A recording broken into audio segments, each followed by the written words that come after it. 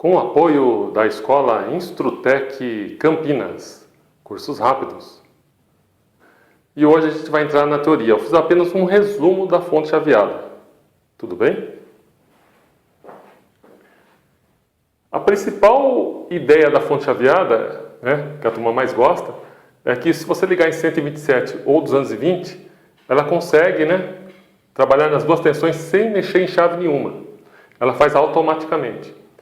Então, como ela faz? Se você ligar em 127 volts, tensão alternada, a tensão vai ser retificada em onda completa, com 4 diodos, vai ser filtrada por um capacitor de 47 μ/400, tá? Nesse exemplo, no outro fabricante é um outro valor. Só que eu quero mostrar, por que 400 volts de isolação. Porque se você ligar numa tomada 127, nesse ponto aqui, depois de retificada e filtrada, você terá 170 volts.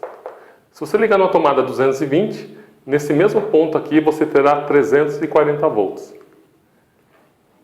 Daí o que o fabricante faz, o projetista? Ela tem que identificar se você ligou numa tomada 127 ou 220. O truque, na verdade, está aqui, nesses dois resistores de alto valor, Os dois são de 470 kΩ. Naquela outra fonte que eu mostrei no vídeo passado, são dois resistores de 220 kΩ. Tem fabricante que coloca um resistor só de 1 MΩ, tá? E onde ele está ligado, Ele está ligado no IC-PWM. Então é por aqui, que o IC-PWM, que é uma modulação por largura de pulso, que é esse formato aqui, você muda a largura, que ele descobre, que você ligou numa tomada 127 ou ligou numa tomada 220 volts, pela mudança de voltagem nesse ponto aqui. Se for 8, 127. Se for 11, 220. Daí a gente tem aqui, um capacitor de desacoplamento. Para que serve? Esse aqui, é um capacitor de filtragem. Esse aqui é desacoplamento. Normalmente ele é 100 nanofarad de cerâmica ou poliéster. Quando o projetista faz isso é porque uma frequência que apareceu aqui, pode ser uma frequência externa, está atrapalhando o funcionamento do IC-PWM. Então ele coloca um capacitor de baixo valor, feito de outro material, para tentar eliminar essa frequência indesejável. Se a fonte for de alta corrente, quer dizer, o resto do equipamento consome muita corrente, então é normal encontrar um transistor MOSFET fora do IC-PWM. Então é um transistor que aguenta mais corrente. Agora, vamos supor que o resto do equipamento não consome muita corrente, que nem um DVD. Daí é normal esse transistor MOSFET aqui, ser dentro do IC-PWM. Então por isso que muitas vezes você abre um equipamento, você encontra o transistor fora e o IC-PWM à parte. E alguns equipamentos, que nem um DVD, você não encontra o transistor MOSFET, mas se você pegar o datasheet do IC-PWM, você vai encontrar o MOSFET lá dentro. Tudo bem? Daí a gente tem aqui o circuito snubber. Eu não sei se vocês já montaram o transistor NPN com relé. E daí na bobina do relé você coloca um diodo invertido, em paralelo. Qual a função daquele diodo? Ele tenta fazer a tensão reversa gerada pela bobina do relé. Essa tensão reversa ele pode queimar o transistor. Então você colocando o diodo invertido ali na bobina em paralelo, ela tenta eliminar ou pelo menos diminuir a tensão reversa para não queimar o transistor. Tanto é verdade que se você tirar aquele diodo lá, tem transistor que queima na hora, tem transistor que funciona um mês e depois queima. Aqui é a mesma coisa, é a mesma função. O diodo está ligado invertido, Só que o circuito aqui inteiro chama snubber, Só que a função dele aqui é tentar diminuir bastante a tensão reversa da bobina. Tanto é verdade que se der um mau contato nesse diodo aqui, ou ele abrir, esse transistor começa a trabalhar quente, até chegar a um ponto que ele queima. Em alguns casos, só de dar um mau contato nesse diodo, só de dar um mau contato nele, ou ele abrir esse diodo aqui, o transistor já queima. Só para você ver como é importante esse diodo aqui para não deixar a tensão reversa vir para ele. Uma outra função desse diodo aqui é o seguinte: como a tensão reversa está aqui nessa bobina, ela pode tanto queimar o transistor, né? Então tem que tentar impedir isso, como ele pode, essa tensão reversa pode retornar para a entrada.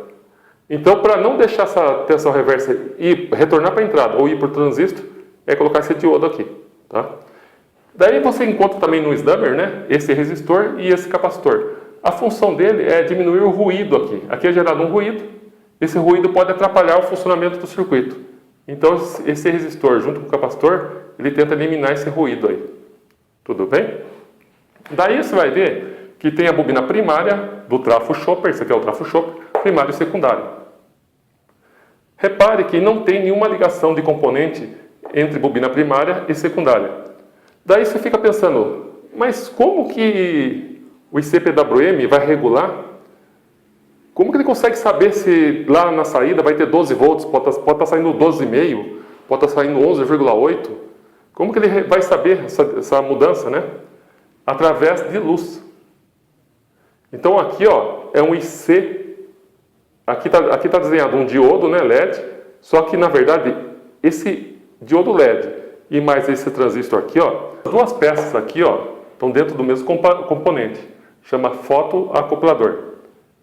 A gente tem um LED e a gente tem um transistor que funciona, a base dele funciona com luz. Então, quanto mais luz o LED mandar, mais luz entrar na base do transistor, né, ele funcionará mais. Quanto menos luz o LED mandar para a base do transistor, o transistor trabalhará menos, né? Ele conduzirá menos. E daí, ó, olha só o coletor dele. Vai bem no IC-PWM. Então, é desse jeito que o IC-PWM, né, fica sabendo o que está acontecendo na saída da fonte chaveada. Através de luz. Formação através de luz. Esse fotoacoplador está dando muito defeito em TV LCD e LED. Você mede com o multímetro, aparentemente passa, né?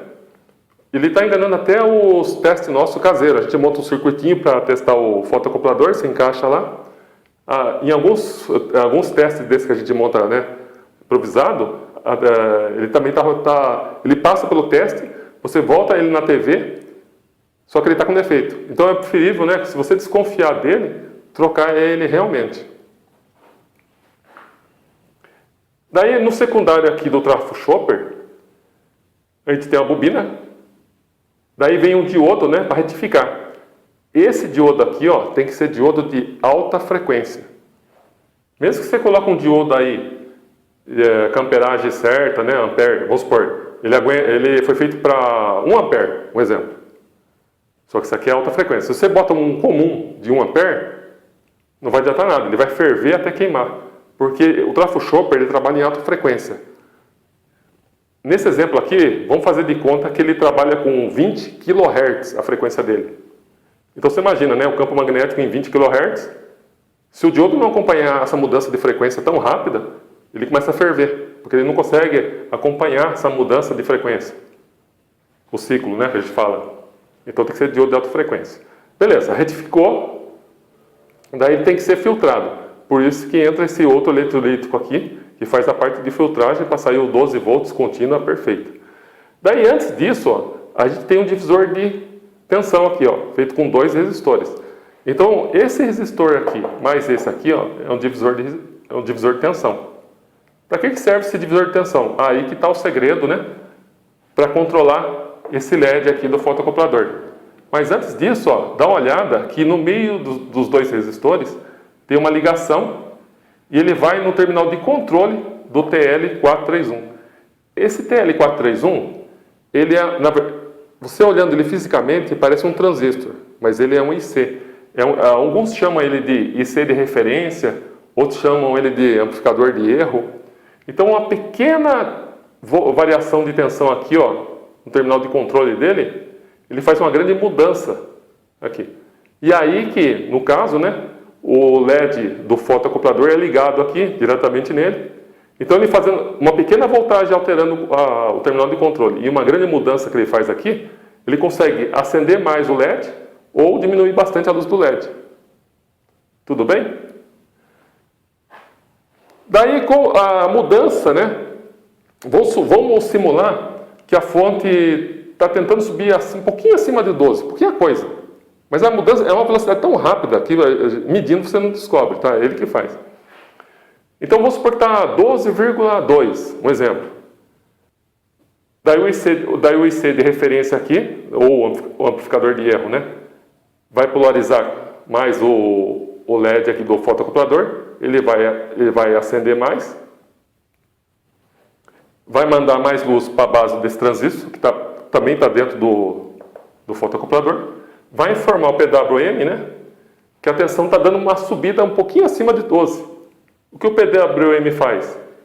Ele diminui a largura do pulso, olha, diminui, fazendo a tensão cair um pouquinho. Então vamos supor, está 12,2, imediatamente já cai para 12, né? Vamos supor 12,4. A gente está supondo, tá? Mas não chega nisso aí que a velocidade é muito rápida para corrigir. Mas vamos supor 12,4 volts. Acende mais luz chega na base do transistor, informa o PWM, ele diminui a largura do pulso. O IC-PWM diminui a largura do pulso, fazendo a tensão de saída cair um pouquinho, para ficar nos 12 volts. Agora vamos supor que caiu um pouquinho menos que 12, 11,8. O IC de referência percebe essa mudança de tensão na saída. O LED acende um pouquinho menos tensão na base do transistor, através de luz. Informa o IC-PWM. O que o IC-PWM faz para aumentar a tensão, porque abaixou um pouquinho? Ele aumenta a largura do pulso. Aumentando a largura do pulso, a tensão volta a subir e acerta em 12 volts. Tudo bem? Espero ter ajudado. Dê um like, se inscreva e fiquem com Deus.